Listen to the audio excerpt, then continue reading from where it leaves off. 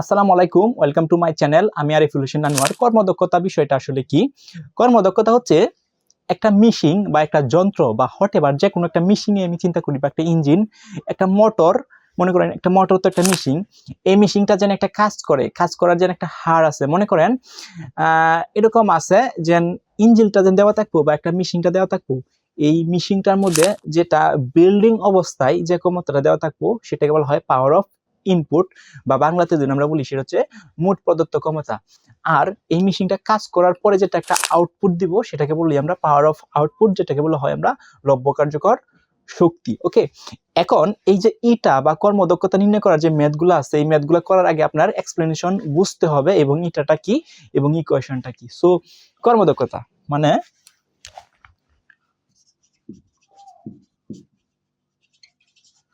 কর্মদক্ষতা, এই কর্মদক্ষতাকে আমরা ইটা দ্বারা প্রকাশ করি, এটার নাম হচ্ছে ইটা। তার মানে কর্মদক্ষতাকে আমরা ইটা দ্বারা প্রকাশ করি। ইটা ইজ ইকুয়াল টু, আমরা যে ইকুয়েশনটা আছে সেটা হচ্ছে power of output, power of input into 100%। That's mean আপনি কর্মদক্ষতা বা ইটাটা যদি আপনি বের করতে চান তাহলে হচ্ছে power of output. Power of output মানে কি? একটা মোটর বা একটা যন্ত্র বা একটা মেশিন, এটা কাজ করার পর যে আউটপুটটা দেয় সেটা হচ্ছে আমার পাওয়ার অফ আউটপুট। সেটাকে আমরা বাংলা বলি লব্য কার্যকর শক্তি বা লব্য কার্যকর ক্ষমতা। আর একটা মেশিনের মধ্যে বিল্ডিং কিছু ক্ষমতা দেওয়া থাকে, সেটা হচ্ছে আমাদের মোট প্রদত্ত ক্ষমতা বা পাওয়ার অফ ইনপুট। তার মানে কি, পাওয়ার অফ আউটপুটকে যদি আমি পাওয়ার অফ ইনপুট দিয়ে ভাগ করি, একটু 100% করি, তাহলে আমি ওই মোটরের কর্মদক্ষতা পেয়ে যাব।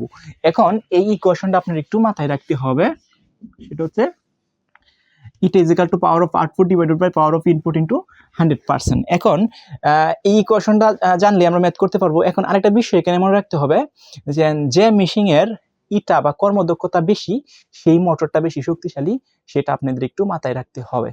ওকে, তার মানে হচ্ছে যদি কোনো বলা থাকে যে কোনো মোটরের কর্মদক্ষতা হচ্ছে লাইক কত 70%, কোনো মোটরের কর্মদক্ষতা দেওয়া আছে মনে করেন 70%, তার মানে হচ্ছে কি, এটার মানে কি, কোনো মোটরের কর্মদক্ষতা 70% মানে কি, মানে হচ্ছে ওই মেশিনটার মধ্যে যদি 100% শক্তি দেওয়া হয় তাহলে হচ্ছে 70% কাজ করবে এবং বাকি 30% শক্তি সে অপচয় করবে।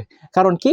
কারণ একটা মেশিন বা একটা যন্ত্র বা একটা মোটর যে সময় চলবে সেখানে একটা শব্দ শক্তি উৎপন্ন হবে, তাপ শক্তি উৎপন্ন হবে, গতি শক্তি অনেক সময় উৎপন্ন হবে। সো এই যে বাহ্যিক যে শক্তিগুলো উৎপন্ন হয়েছে সেটার জন্য কিছু পরিমাণ শক্তি বা কমে যায়।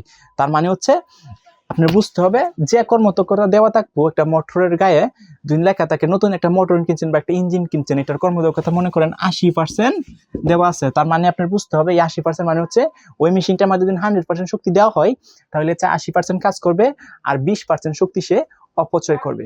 আর এই যে ইকুয়েশন গুলো ইউজ করে আমরা কি করব, আমরা ম্যাথমেটিক যে প্রবলেমগুলো আছে সেগুলো সলভ করব। আজকের হচ্ছে এইটাই হচ্ছে আমাদের কর্মদক্ষতা। দেখা হবে অন্য কোনো একটা ক্লাসে। আল্লাহ।